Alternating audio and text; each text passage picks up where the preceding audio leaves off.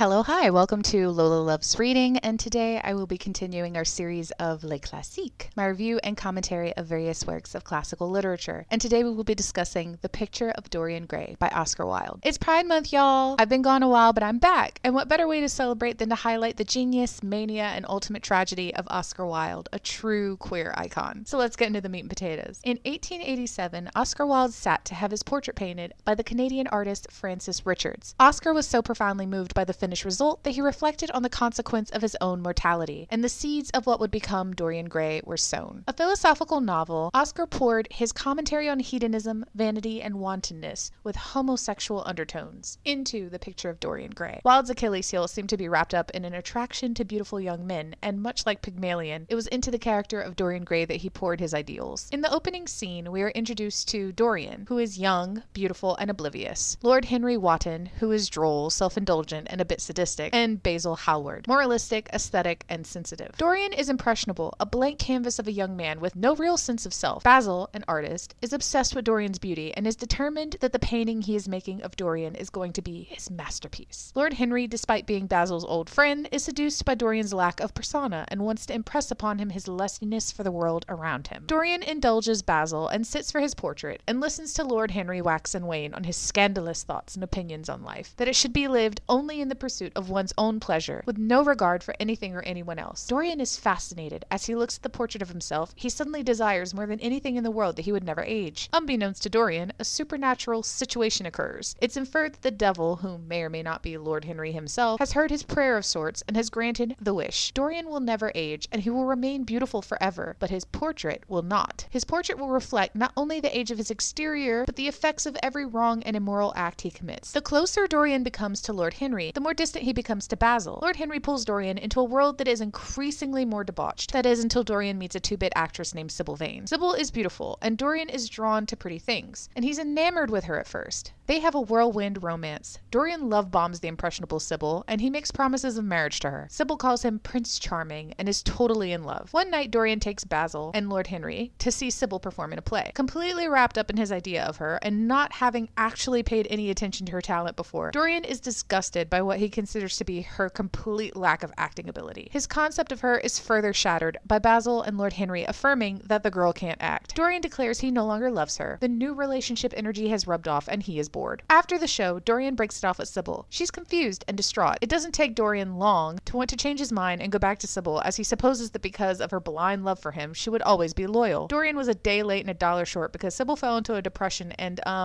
unalived herself, while Dorian was in the streets, not thinking about the consequences of his actions.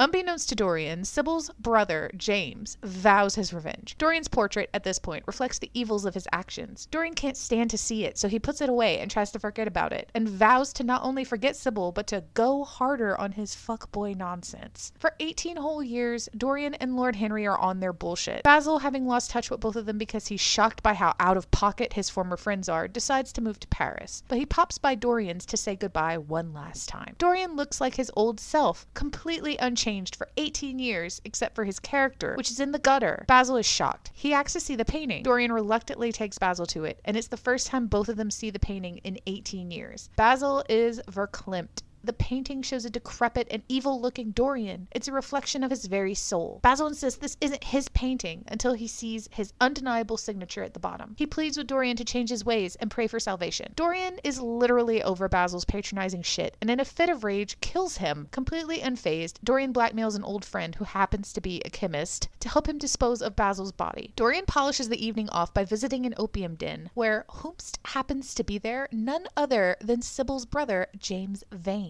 Someone calls Dorian Prince Charming, the name Sybil called Dorian by, and James does not hesitate. James grabs Dorian and tells him he's going to end him for the death of Sybil 18 years ago. Dorian, still with the appearance of a young man, tells James he's got the wrong guy and that he's way too young to have known Sybil. Unfortunately, James thinks he has a point and lets him go, until Dorian runs off into the night and some person outside the bar goes into full rat mode and says, "Yo, that was Dorian Gray. He's looked the same this whole time and hasn't aged a day. Why didn't you beat his ass?" James unrelentingly stalks Dorian's life, and Dorian is terrified, until James unceremoniously dies in a hunting accident, convenient, and suddenly Dorian feels like he's totally set free. That is, until he realizes he's sort of bored of being bad, and he wonders what would happen if he starts to behave himself. Will the portrait go back to being beautiful? It's with that motivation that Dorian tries to keep doing good, but it's all in vain. The portrait does not change, and it's uglier than ever, and Dorian knows that he's creating a facade. He realizes the only way he can set himself free is by confessing his crimes and coming clean, and seeking redemption from the law and his fellow man. But instead of doing that, like a true psychopath, Dorian posits that if he destroys the portrait that began this whole thing, it'll be easier than coming clean. Dorian takes the knife he murdered Basil with, and in his last act of complete self-serving idiocy, he tears into the portrait. Dorian cries out in death throes. When the dust settles, he is on the floor, hideous and dead, only able to be identified by his clothes and the rings on his fingers. The portrait has returned to its beautiful fullness, just as Basil had painted it years and years ago, completely unscathed. Phew.